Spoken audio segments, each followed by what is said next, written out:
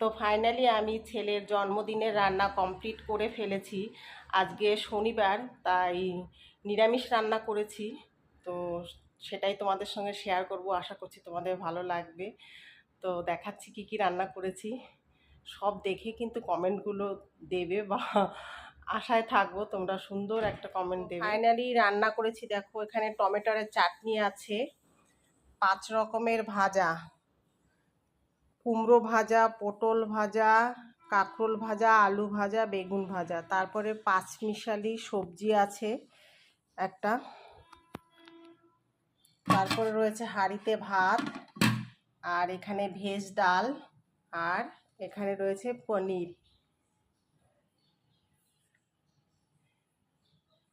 আর পাঁপড় ভাজবো, এখনো ভাজিনি পাঁপড়টা।